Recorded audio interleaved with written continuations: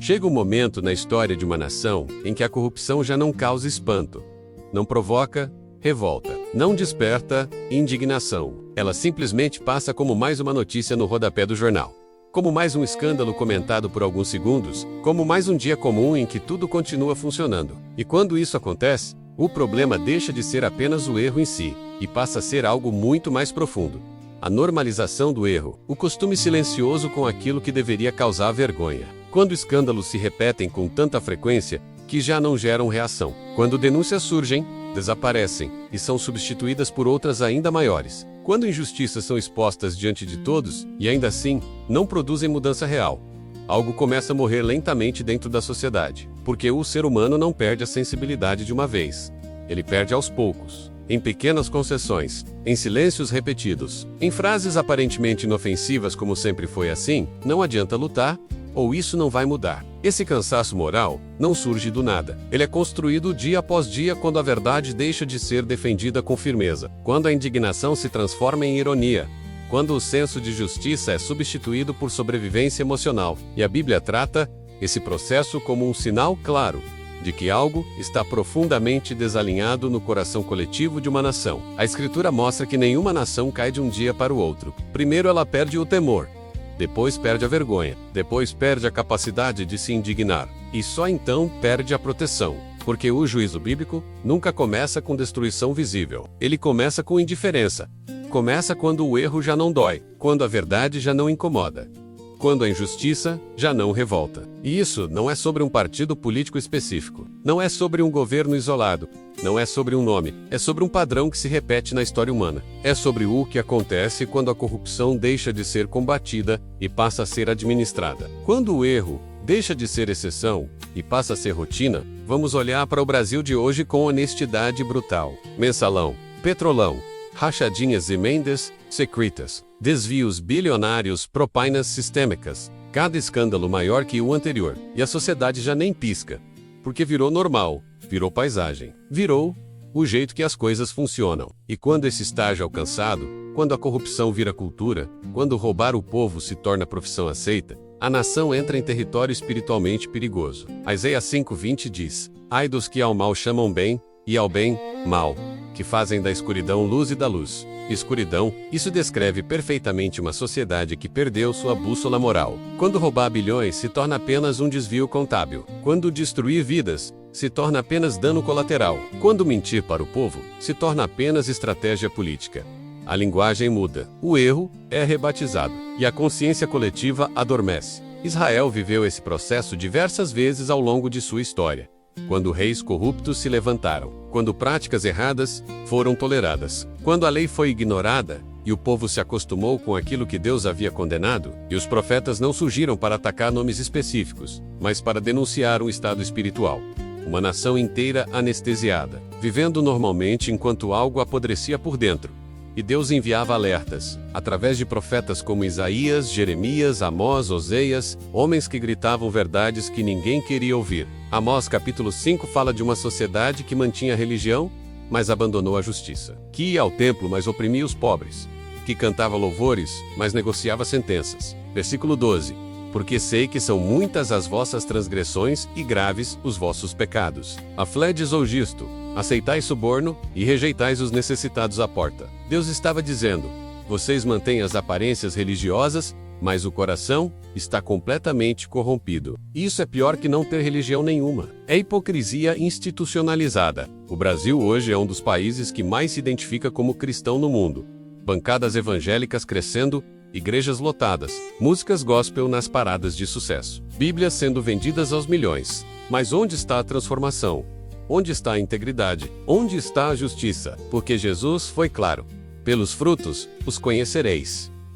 Não pelo discurso religioso, não pela música que cantam, não pelos versículos que postam, mas pelos frutos. E o fruto de uma nação corrompida, até a medula, não é cristianismo, é idolatria disfarçada de fé. Jeremias 7 é devastador. Deus fala através do profeta: não confieis em palavras falsas dizendo: templo do Senhor, templo do Senhor, templo do Senhor é este. Porque se deveras melhorardes os vossos caminhos e as vossas obras, se deveras executardes o juízo entre um homem e outro, se não oprimirdes o estrangeiro, nem o órfão, nem a viúva, nem derramar de sangue inocente. Então habitarei convosco neste lugar. Israel achava que estar cheio de religião era proteção, mas Deus estava dizendo: religião sem justiça é abominação. E hoje no Brasil, vemos o mesmo. Políticos corruptos, citando versículos.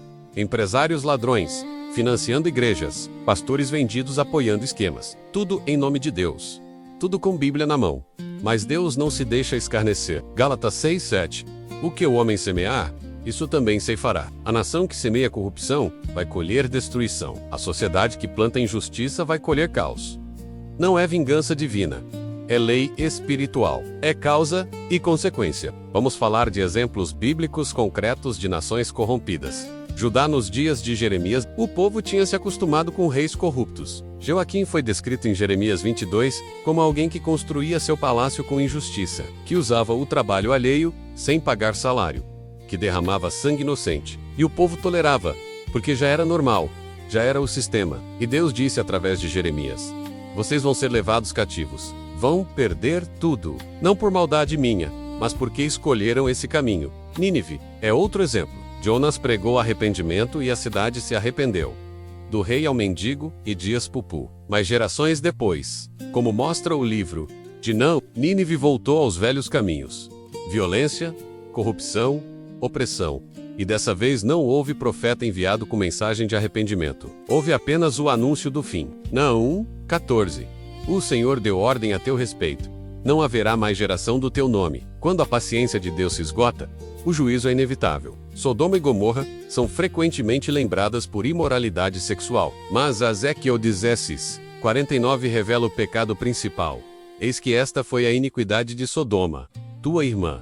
Soberba, fartura de pão e próspera tranquilidade tiveram ela e suas filhas, mas nunca fortaleceu a mão do pobre e do necessitado. Sodoma tinha prosperidade, tinha comida de sobra, tinha paz aparente, mas não tinha justiça.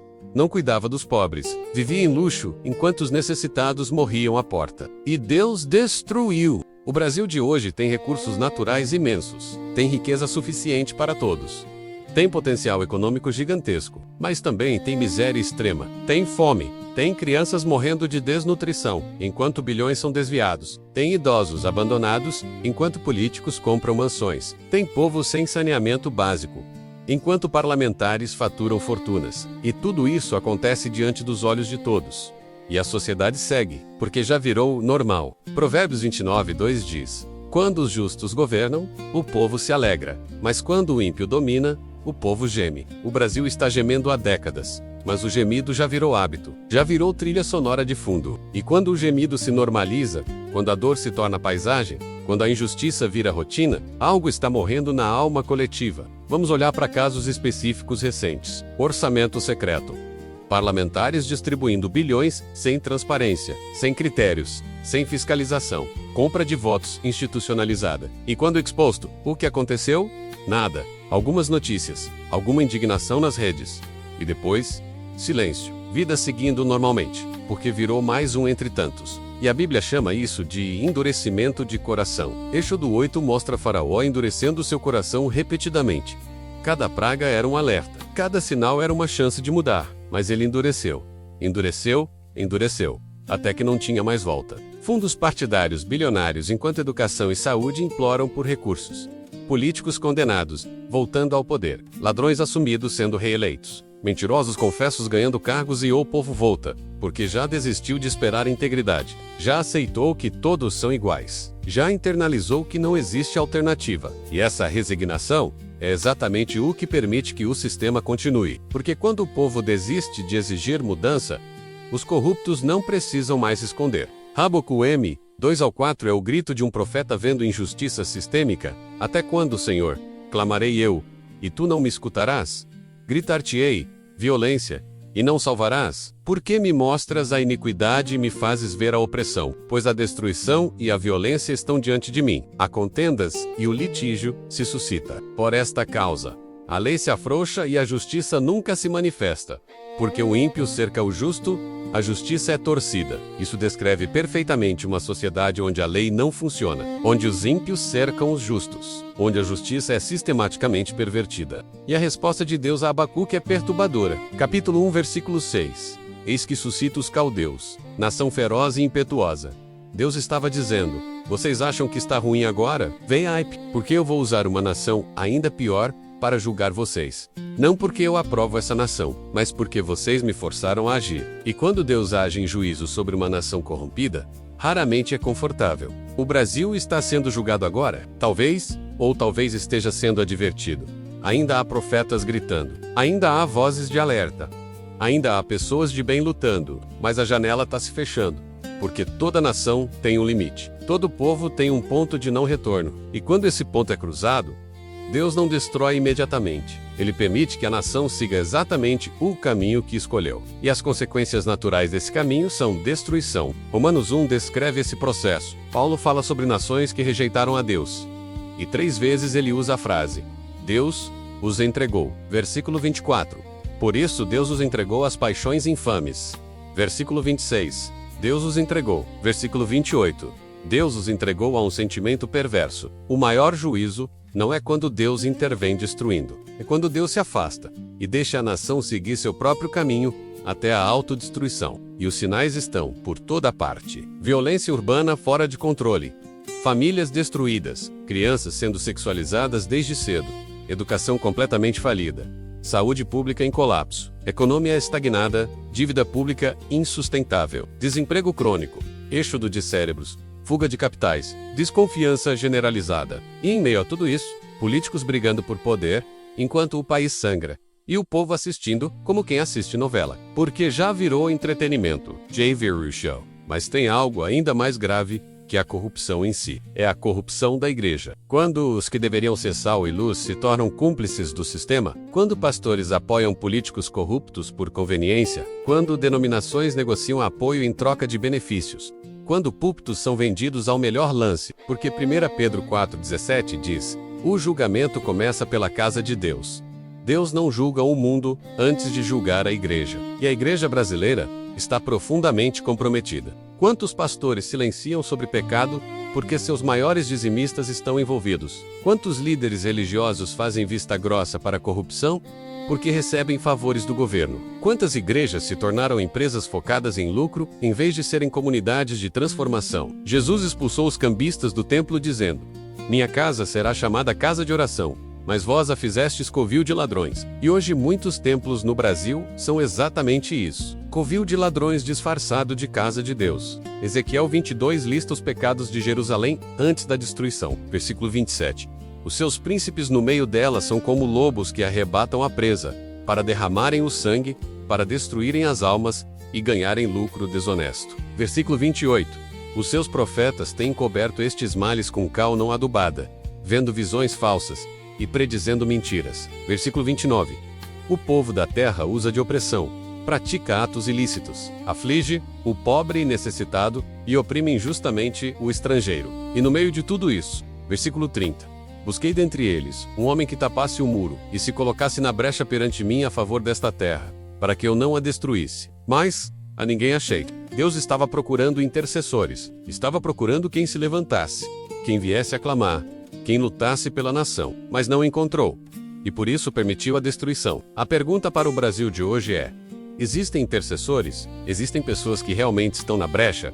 Ou todos já desistiram? Todos já se conformaram? Todos já aceitaram que é assim mesmo e não vai mudar? 2 Crônicas 7:14 oferece o caminho de volta. Se o meu povo, que se chama pelo meu nome, se humilhar, orar, buscar a minha face e se converter dos seus maus caminhos, então eu ouvirei dos céus, perdoarei os seus pecados e sararei a sua terra.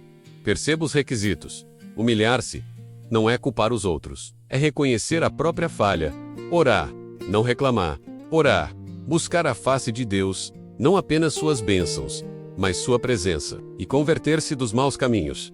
Arrependimento real. Mudança concreta. Mas quem está fazendo isso? Quantos cristãos brasileiros estão realmente buscando a face de Deus em arrependimento profundo? Quantos estão convertendo-se de seus próprios maus caminhos antes de apontar o dedo para políticos? Porque o problema do Brasil não é apenas Brasília. É o coração de cada cidadão que aceita suborno, que sonega imposto, que dá jeitinho, que compra voto, que passa a perna no próximo, que mente no currículo, que cola na prova, que rouba na balança. A corrupção sistêmica começa com a corrupção individual, e quando uma sociedade inteira vive na desonestidade pequena, não pode reclamar da desonestidade grande. Quando todo mundo quer levar vantagem, quando todo mundo quer burlar as regras, quando todo mundo acha que ser esperto é roubar sem ser pego, a nação inteira está corrompida. E político corrupto é apenas o reflexo do povo corrupto que o elegeu. Jonas pregou a Nínive, e a cidade se arrependeu. Mas note, não foi um arrependimento parcial.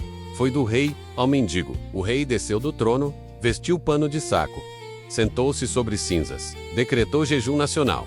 E o povo respondeu: e dias pupu. Mas isso só funciona quando é genuíno, quando é profundo, quando é transformador. Arrependimento superficial não muda nada. O Brasil precisa de um arrependimento nacional genuíno, não de mais um dia de oração protocolar, não de mais um jejum religioso sem quebrantamento, mas de uma volta radical a Deus, de um clamor sincero, de uma transformação profunda. E isso começa com cada um, com você, com eu, decidindo viver em integridade, mesmo quando todos ao redor são corruptos, decidindo pagar o preço da honestidade, mesmo quando a desonestidade compensa, decidindo ser diferente mesmo quando ser igual é mais fácil. Porque se não houver mudança, se não houver arrependimento, se não houver volta a Deus, o caminho é um só. Jeremias 19 mostra Deus mandando o profeta quebrar um vaso de barro diante dos anciãos, e dizer: assim quebrarei este povo e esta cidade, como se quebra o vaso do oleiro, que não pode mais refazer-se. Chega um ponto em que a corrupção é tão profunda, tão sistêmica, tão enraizada,